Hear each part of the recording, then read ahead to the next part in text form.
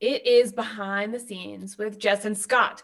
We have been working together doing audio, video, compilations, exercises, playfulness, experiments, and all of them, for the most part, have been amazing. Even if they were a little bumpy when they got started, they became amazing. And I'm going to give Scott all the technical credit for that because I've always lived in a place with really crappy internet. And I'll take full credit for all of the bumps in the road. Oh, no. Well, if we aren't laughing in the first 30 seconds, then we're not doing something right. So there you have it, people. Thank you for joining us today as we're behind the scenes. What we're doing in these live streams each week is pulling out, which, by the way, I don't know what the clips are. Scott may know what the clips are, but I don't. And we're going to randomly choose them and find out, is the topic that we talked about in the past relevant today? Because if it is, we'll talk about it. If it's not, we'll talk about what's replaced it as imperative today. And where did these clips come from, Jess? Scott, you always keep me on track, and I fully appreciate that. I am the host of the Bold Business Podcast, and these are clips from interviews that we have had over the last 3 years. We've actually hit our birthday this month, Scott. Yeah? I mean, holy cow. We usually were coming back at our birthday. This time we worked right through it. Well, you know what they say about busy hands. Are you ready? That's right. So Bold Business Podcast that you can find out all the information, whichever platform you like, at reddirection.com. Are you ready to just leap in? Oh my gosh, let's totally leap in. Okay. So this will be a little bit new for you, Jess, but I think it'll work. Let's find out. Let's find out. Yes, look at that, they match. Oh, it's our branding, Scott, and look at the arrow in the middle. I love it.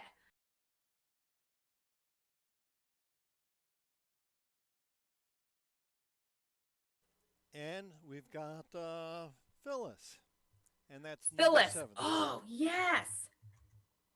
Okay. So I'll cue up number 7. Okay. And are you ready? Here we go. Yep. When we see how people are thinking and sometimes resisting change, well, why is that? We have to figure out what are the fears. All the tension among generations come from bias. Some of it does, but not absolutely everything. Obviously, ageism, things do, the fear of what's unfamiliar, things like confirmation bias when you tend to relate to something that agrees with what you thought in the first place. But there are other kinds of things, and sometimes it's laziness of not taking the time to figure out what is behind the hype you're hearing. You just hear people say something that is negative about someone else or a group or something, and you don't think, what is that? And is there any truth to it? Why are they feeling that way? And each generation has fears of different things. And if there are people who are fearful of someone taking their place, so they don't want to praise them because it might make somebody else look good. Well, you shouldn't be working in that kind of culture, but we all know that a lot of them are like that. And the compensation systems, another thing that's a great motivation or demotivation for things that we would like to see change. If there are disincentives, people aren't going to want to do it. Oh, okay. So Phyllis Weiss-Hazerow, she is the foremost workplace multi-generational expert.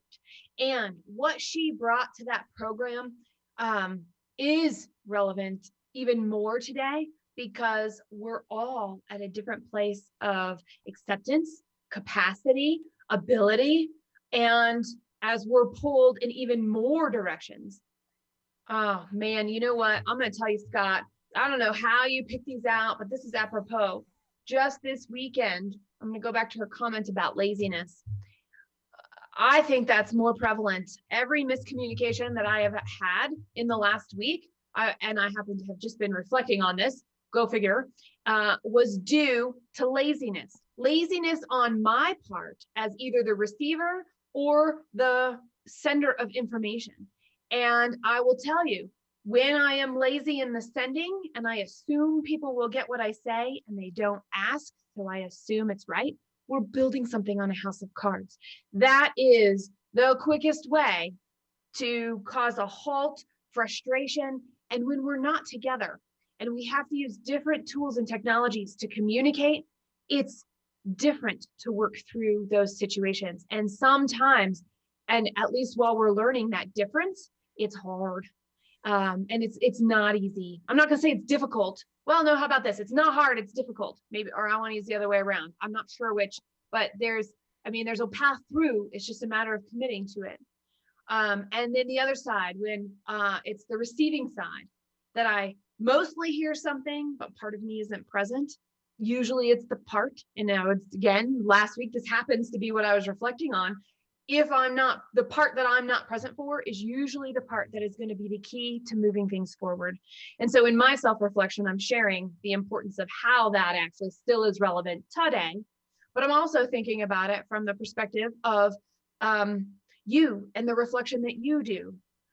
You, Scott, but you, our audience. I know. And are you willing to own laziness when you see it, even if it's not in reflection?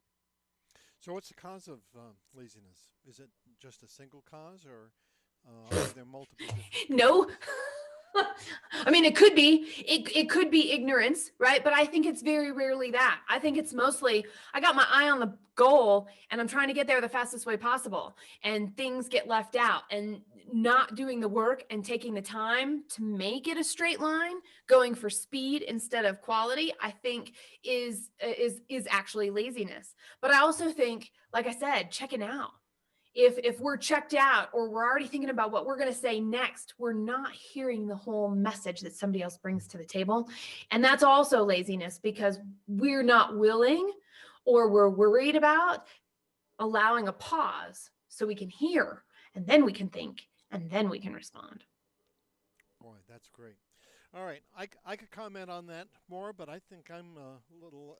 Unless you have some more that you want to say, I'm ready to go on to the next one. Well, I do have a question. Sure. Oh, Scott, Yeah. the wise one, Scott. I mean, do you reflect on questions like that? It's kind of weird that the first one is the thing that I was reflecting on, and I had no idea this was going to be it. I don't know if you saw my face at the beginning of the video. My eyes either went like this and got really big, or I went, because it was a reminder of this thing that I'm actively putting my attention on right now. You cued in on laziness, and then I was thinking, well, laziness due to what? Lack of mindfulness? Is it arrogance? Is it, Oh, I see. No, I think it's, I actually think it's our capacity to face whatever situation shows up. There's so much extra stress. There's so much uncertainty. There's so much, and that so much is usually good, and it creates possibility. And a lot of people are just tired and worn out. I think for me personally, it depends on the situation. It's either I've been tired and worn out. I sleep like a log, and I was up at 2:30 this morning and I couldn't go back to sleep. And I don't go to bed that late, but it was not 6 or 7 hours late. I mean, I didn't get a full night's sleep. And so it could be tiredness. It could be worn out. It could be our recognizing that we don't know, we have all this other stuff, and we're still here in this moment together. And that could just be what broke the camel's back. It changes how we respond to things too, all the extra stresses. Yeah. We seem to have a theme every time we do this. We have a similar theme, and maybe it's the theme, maybe it's just me. But, the stress that you're talking about is 80% self-induced, is it not? I mean, we choose to be stressed, and we can be in a stressful situation and yet train ourselves to step away from it through breathing exercises, through recognition, through all sorts of different methods, to not be caught up and controlled by the situation, but rather I don't know, to be, I'm going to, no, Yes, you're absolutely right. And so I would say 80% of what causes us stress is stuff that we feel is unknown that's actually known. We can put some boundaries around it. And for whatever reason, we're not. If we're already at our wits' end, how do we put a boundary and keep it?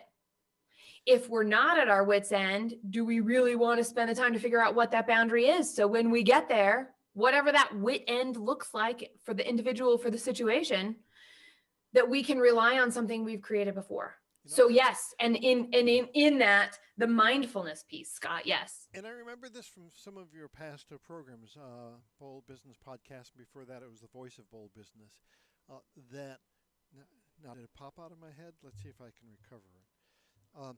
If you look back on all of the stressors that you had during a year, and line them up, and then cross out the ones that really didn't matter.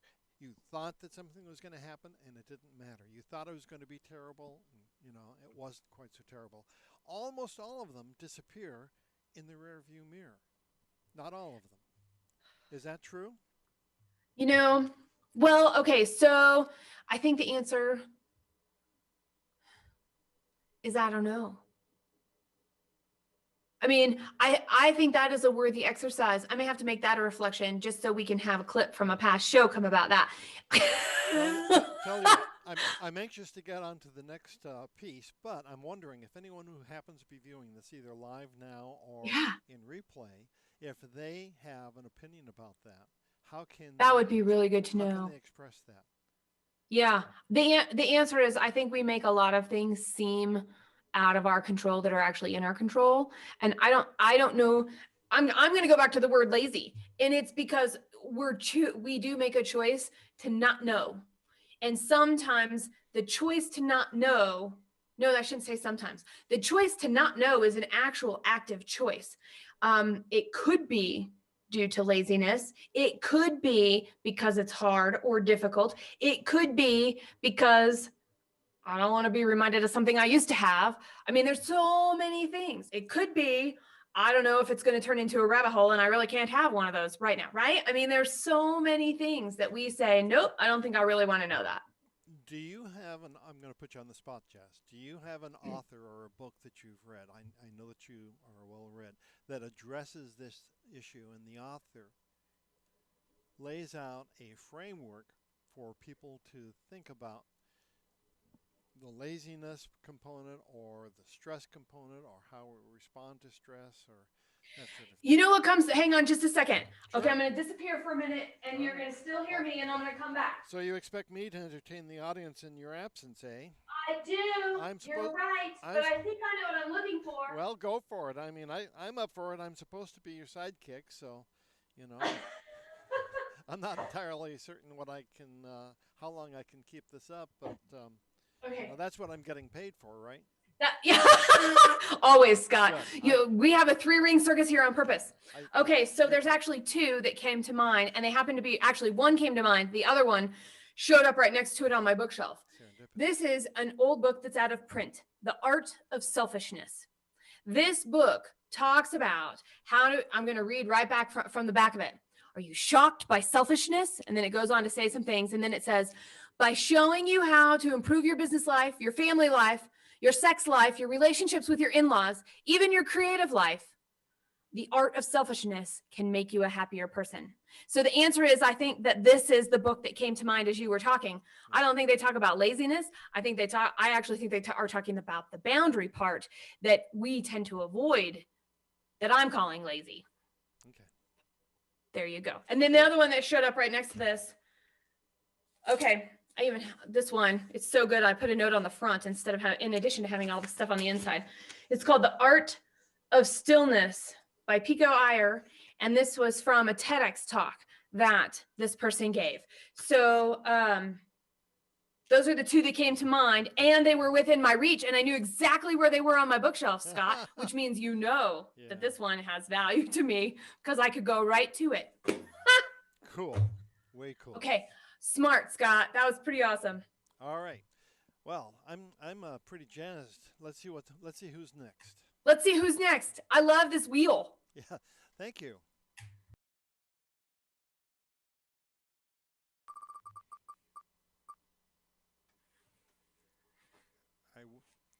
Okay, it's number 8, Martin. Martin. Oh, great. So I'll go ahead and get it set up here.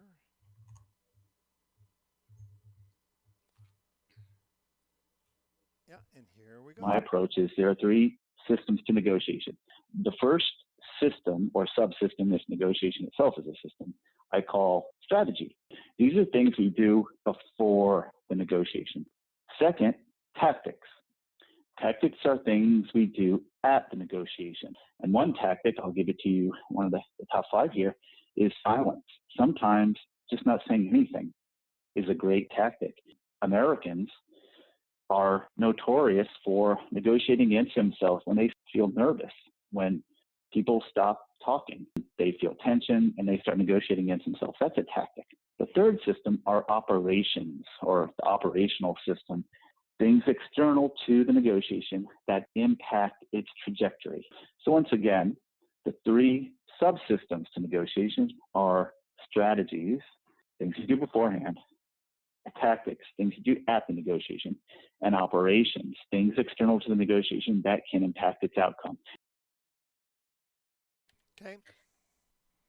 Okay. This is one of those conversations that I don't even know how Martin and I crossed paths.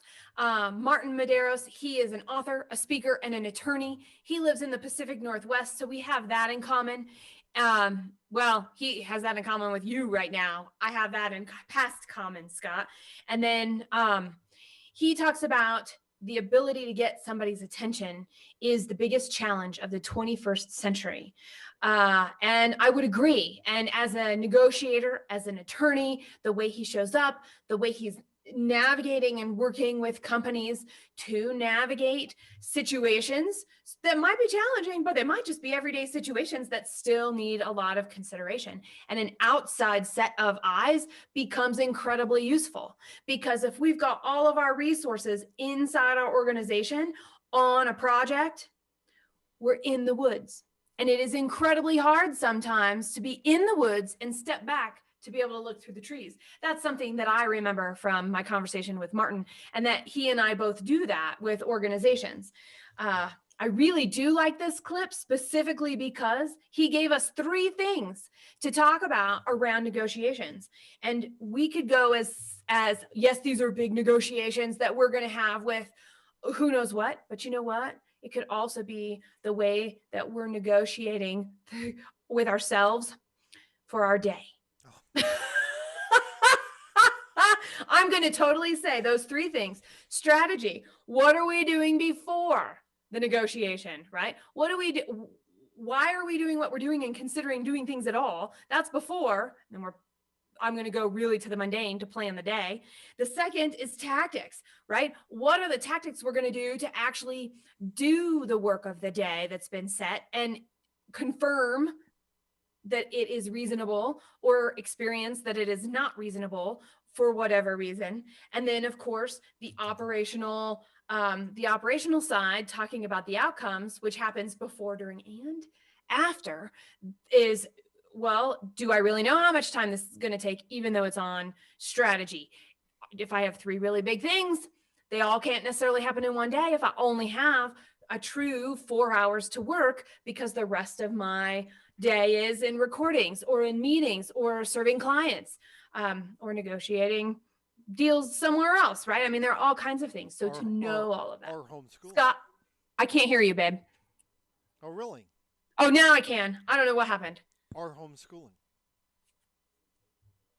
Keep going. No, I was just adding to what you were saying. You were saying all of these things that made an 8-hour day a 4-hour day, and nowadays you add to that homeschooling for parents who have their kids at home.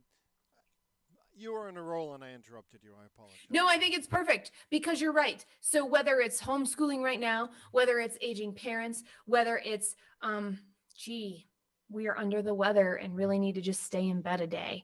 I mean, all of those things we weigh on us, and to recognize how much time we actually have and what our capacity is. I was having a conversation, today's Tuesday. It must've been late last week.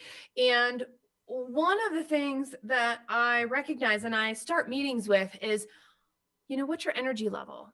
Especially if I can tell it's off, but I can't tell where it is and we're having a conversation. Scott, I'll ask, what's your energy level? And you'll tell me in your own words, and I might ask you to put it on a scale, because once I know that, then I can really step up and show and serve from that specific place of, this is where you're at and this is what you have. So if I'm going to give you anything more than that, or meet you in a different place than that, either with less energy or more energy, we're not going to get the most out of our interaction. And I think that that's really key today. And, that's something that the more we actively look at these three things for big negotiations, for long-term projects that are like 9 months to 2.5 years, something like that, to the day-to-day things, we can then use those that same set of 3 steps to work in our meetings, in that free form creativeness that we have in our interactions with each other. Yeah, having structure to be able to do something that is organized and proven to work Yes. is very useful, and that's the reason why people go to school. That's the reason why people read books, listen to podcasts, and have mentors. Mm-hmm. Mm-hmm. Okay. We have a half an hour program just on this one topic. I don't want to stop. We could on the first one too, because I could have delved into like a whole bunch of things that Phyllis was saying, and I just picked the one, and we had that great one. And this one, you're right. We could dive into each piece of this. Is there one that stuck out to you more than the others? Maybe it's based off of your energy right now, or what you're able to show up to, Scott. Which one of those? Did you like the idea of the strategy?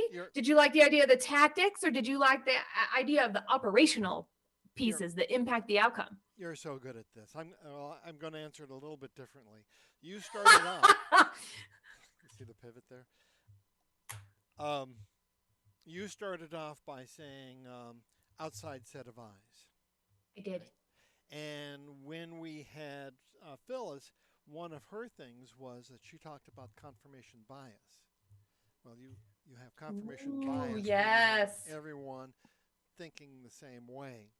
So that, those are two themes that have bridged these 2 clips from past programs. That's my comment.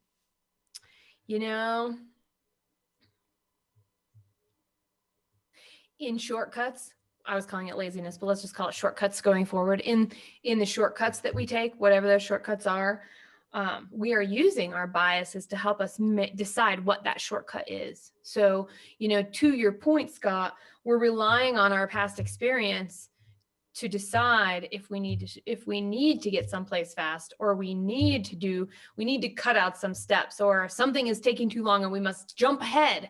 We're using our past experience, which may or may not be biased. And so I think that's really interesting, that you're right. It's getting out of our own way and hoping that we're seeking out information that's potentially from sources that will not just confirm for us, because we don't need yes men and yes women and yes people around us. We need reality. We need a check. We need somebody who's going to be like, oh yeah, Jess and Scott. Yeah. And what about? Have you thought of? So how did that work for you last time? Did you really like that outcome? Those are great questions. All right. I'm going to exercise a little bit of discipline here and suggest that we go on to segment number 3. That sounds fantastic. Okay. All right, you're ready then. Here we go.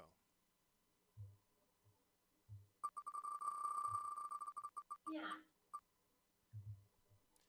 And the winner is Joe Pepper. Joe Pepper. Oh, Joe. I haven't talked to Joe. I actually talked to Joe quite a bit, and I haven't talked to him in a few weeks. So I'm excited about Joe. He is a natural born leader. Okay, I'm ready to hear what he's going to say. Okay, here he comes. You have to know your why. What is your why? What drives you? And it's not going to be typically material things. These are faces of people that are in your lives. It could be your parents, your children, your grandkids. What legacy do you want to leave for them? What do you want to do for them? If you understand your why, and let that become your motivator, it's easier for you to get out of bed 30 minutes early and say, I'm going to role play this movie of my mind of where I'm going to be 12 months from now, or 90 days from now, and look at it. I have dream boards on the walls of my life in the future. And I look at them every day I wake up. I look at the dream board. It's in front of my face. Whatever you focus on will get bigger, negative or positive. Cheers to that. I'm telling you. Okay, so Joe Pepper is a business owner. He is a team leader, and he is very passionate. And one of his biggest whys is financial literacy. And so when he came to talk to us, you were hearing that legacy piece show up, so that we know, what we're doing. Scott, what's your why? You're evil. I don't even tell you I'm going to put you on the spot. I just do it, friend. I know you do. And I could remember we had on the Jess plus Scott plus you show that we would ask each other questions. Do you remember that? Yes, I do. And point, counterpoint. Point, counterpoint, something like that. That's right. Well, my why has changed through the years, and I look back and I can see that some of the whys that I had were wrong. I wish I would have had a different why when Erin was alive, and that we were building my career, and we got around to starting to build her career, and then ran out of time. And had I to do that over again, my why would have been from the very beginning to try and support her. My why right now is that I have a 21-year-old son, and he has just got so much potential that it is a pleasure to see it unfolding right in front of my very eyes. So if you want a why, that's mine. Thanks for asking. I think that's fantastic, Scott. Thank you for sharing that. And yours? What's mine? Ultimately, anybody who knows me even just a little bit knows that whatever's right in front of my face is my absolute favorite thing. So I have like 10, 100,000 million favorite things. And so I'm a big proponent of seeing somebody's strength and what makes them tick, and helping them amplify that in whatever form or fashion possible. I do that in my volunteer roles. I do that in my household with my life partner and husband, Ryan, and my son, Carter, as well as at Red Direction with Scott, with you and the rest of the team, as well as with Red Direction clients. Because I will tell you, being able to have the insights and being on the outside and seeing what somebody is trying to do and where they get stuck, and knowing that they have everything they need within them. Alan Cohen says something like that. That's the title of one of his books on my shelf over there too. I had it all the time is the title of the book I'm thinking from him, is for somebody to just go, yep, you've got that. And there's more to do and there's more to develop, but yep, you've got what it takes to get there. Not only that, but actually also then having the processes and the structures that can really support a culture for operational excellence comes from that work. Because, I mean, if we spend a lot of our time sleeping and we spend a lot of our time at our work, doing work that contributes to the greater good, making sure that that's not only useful, fulfilling, even the parts that we don't like, even the parts we would rather delegate, even the parts we wish weren't part of the job or the career. I mean, all of those things play into who we are and what we can become and what we get to give to the world by being here. So when we first started off this going live over the air, many, many years ago, one of your taglines was, you bring out the sparkle in people. And you gave that one to me. Did I really? I thought that was You did. You gave that one to me. Well, it stuck. And when you started with your why, that's exactly what you said, but you said it in different words. Thank you. It's been. Oh, really? Yes. Go listen to the tape. I think I'm going to have to. Yeah. That's very cool. So, and I'm glad you're remembering it, because I don't. And that's good though, that there's commonality. See, I'm on course. I know it's coming from the heart, as are you, coming from your heart. Okie dokie. Well, I see that we are, about a half an hour into the show? And this We're is, about a half hour into the show. We could go a couple of ways. We could go one more. We could call it for today and say come back next time. what do you have a coin?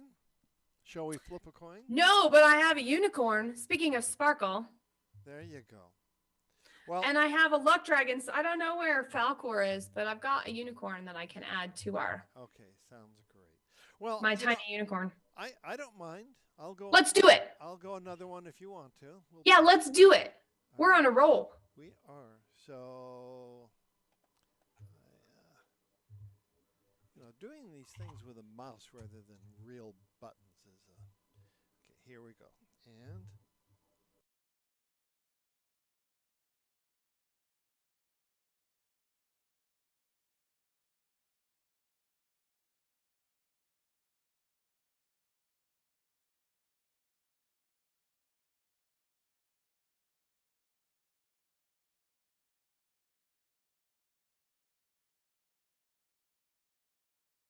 the book I'm publishing, it comes out next week on the 22nd. Woo, woo. Yeah, it's been 5 years in the making, right? Yeah. But it's called Bold New You, and it's 6 breakthroughs to playing bigger in leadership, business, and life.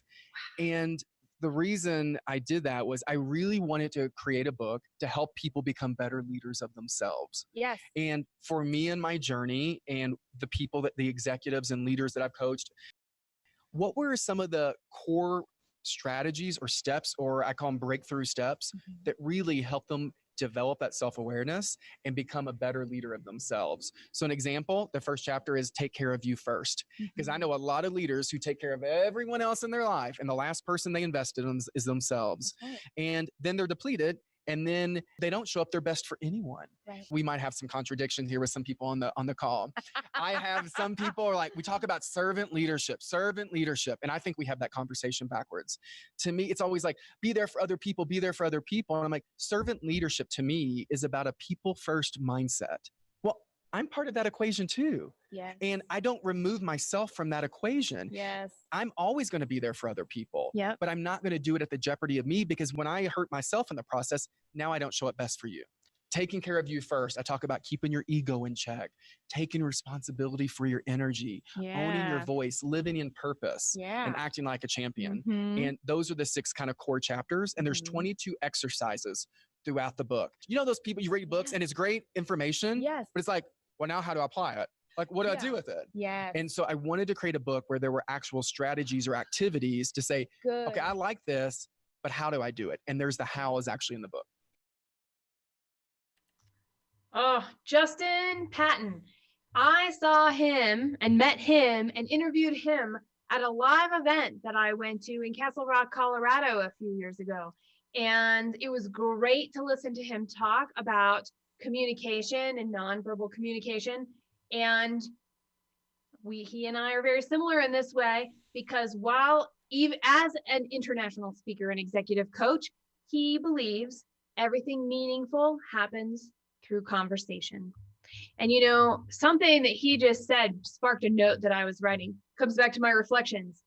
I don't want to be a detriment to anyone, including myself. And that was something that I wrote down. And then, of course, here it is. Look at that. Justin is sharing. People first includes me. So if you're really up for a challenge, say that out loud for yourself. People first includes me.